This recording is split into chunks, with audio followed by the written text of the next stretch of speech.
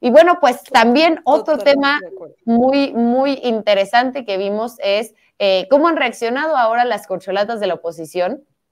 Creo que ya está muy definido, se empiezan ya a delinear quiénes son los personajes que han levantado la mano desde la oposición. Vimos ahora a Lili Telles diciendo abiertamente pues que es una personaje de derecha, ¿no? Reivindicando pues un poco esta idea de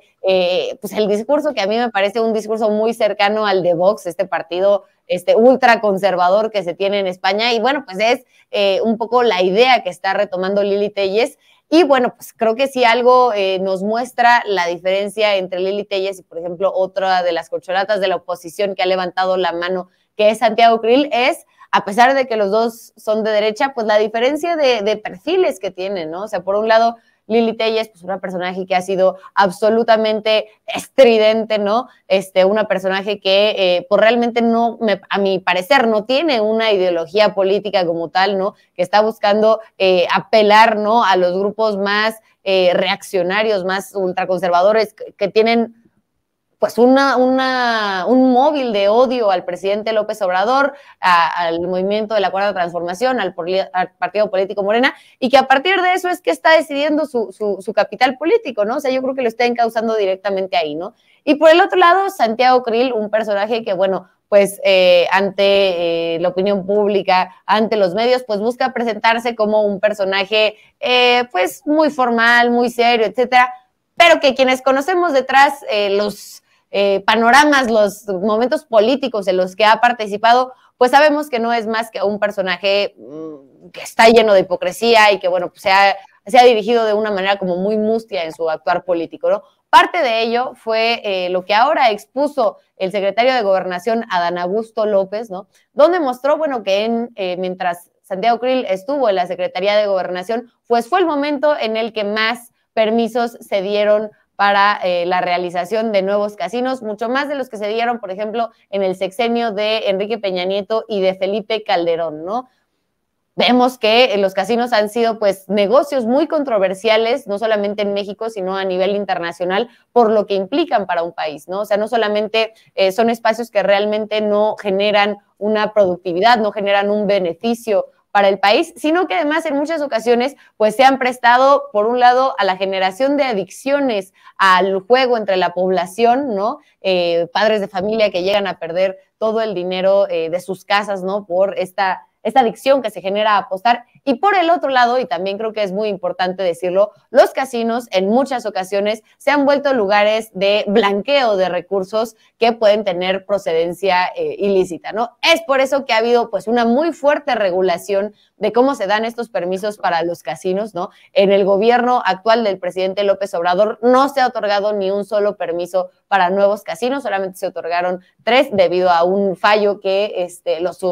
obligó, me parece que era del parte de pues una sanción del tribunal, me parece, ¿no? Que les decía que tenían que dar este permiso, pero realmente pues sí ha sido un tema súper controversial y bueno, ver que personajes como Santiago Krill se dedicaron a dar permisos de manera indiscriminada para estos negocios que en muchas ocasiones pues ni siquiera eran regulares, que ni siquiera pagaban sus impuestos, pues nos muestra un poco que este personaje que se busca presentar como el señor Constitución, como el señor Moral, pues realmente no lo es tanto, Beth. ¿Cómo viste este tema?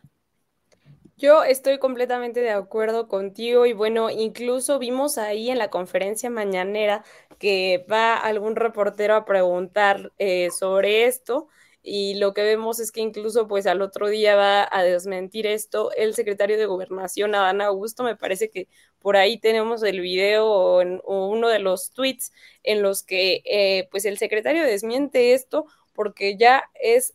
pues grandísima la desfachatez de Santiago Krill, ¿no? Porque no solamente acusa falsamente cuando pues vemos que no se ha otorgado ningún permiso, salvo estos 3 que mencionas que fue pues por cuestiones jurídicas, y lo que vemos es que no solamente miente, sino que incluso ataca directamente a este gobierno de haber hecho estos permisos cuando realmente quien otorgó más permisos, pues fue él, ¿no? Él mismo cuando estaba ahí en la secretaría y la verdad es que yo creo que ya nada más están haciendo esto para montarse en la popularidad pues de estos tres aspirantes a la presidencia que hemos visto que pues son Claudia Sheinbaum, Adán López Augusto, y también vemos a Marcelo Ebrard, ¿no? Y yo creo que han habido pues bastantes ataques en contra de estos tres personajes que han encabezado las encuestas ahí, porque incluso hay muchos análisis y yo creo que ya es un saber popular que quien quede de candidato en Morena, quien sea la corcholata ganadora, pues va a ser prácticamente, a menos que algo terrible pase, va a ser quien tome las riendas de los destinos de las y los mexicanos para el 2024, ¿no? Me parece que también Santiago Krill lo aprovecha un poco como para hacer este ataque, ya que hemos visto que es uno de los principales que están ahí levantando la mano para poder ser el candidato de la oposición, pero pues sabemos que es algo pues que no... que incluso si llegara a pasar, si Santiago Krill fuera el candidato, pues realmente no tiene cómo competir contra esta holgura de diferencia que presentan las corcholatas de Morena. Ya los tres perfiles, Adán Augusto López, Claudia Sheinbaum y Marcelo Ebrard, ¿no? Totalmente de acuerdo, o sea, creo que personajes como Santiago Krill, como Lili Telles, que quizás sean hoy pues algunos de los personajes que más suenan en la oposición, una, bueno, por el papel que ha jugado en el Senado, también por la traición que hizo a Morena cuando dejó el partido político por el cual la eligieron para ser senadora, ¿no? Y se pasa al PAN. Y el otro, bueno, porque acaba de tener un espacio de presidente de la mesa directiva en la Cámara de Diputados y bueno, pues un poco un personaje que se había apagado muchísimo políticamente después de que perdió la interna para buscar igualmente la candidatura a la presidencia por el PAN, ¿no? Se había apagado durante algunos años y bueno, pues ahora busca resurgir, ¿no? Por también el terrible desgaste que los personajes del PAN han tenido, los personajes que han sacado la cabeza durante el sexenio de López Obrador, pues han sido personajes a los cuales se les ha demostrado pues la falta de ética, la falta de moral brutal que han tenido, y bueno, creo que ahora Santiago Krill no va a ser la excepción, ¿no? Vimos su participación en el desafuero, vimos casos como el que ahora estamos viendo, donde pues permitió negocios, creo que sería muy importante ver si existía una relación, ¿no?, con estos personajes a los que otorgó de manera indiscriminada o cuál era el beneficio, ¿no?, para permitir estos pues negocios irregulares, negocios que pues no cumplían con el pago de impuestos, ¿no? Que pues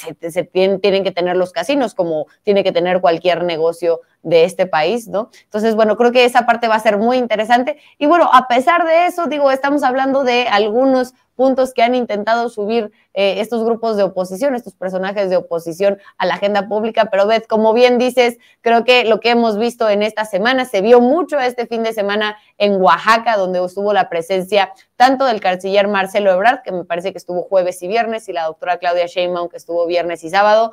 la capacidad de movilización, la capacidad de generar encuentros, la cantidad de gente de estos estados de la República que están interesadas en escuchar los distintos proyectos, los distintos perfiles que está proponiendo la Cuarta Transformación, pues por supuesto que no la vemos con otro personaje de la oposición, ¿no? O sea, yo no me imagino eventos multitudinarios, ¿no?, que vayan a reunirse a escuchar a Santiago Krill. O sea, la verdad es que no lo imagino, no veo en Santiago Krill ni en Lili Telles una propuesta política seria, ¿no?, más allá de su oposición y su odio al obradorismo sin propuesta política alguna vez.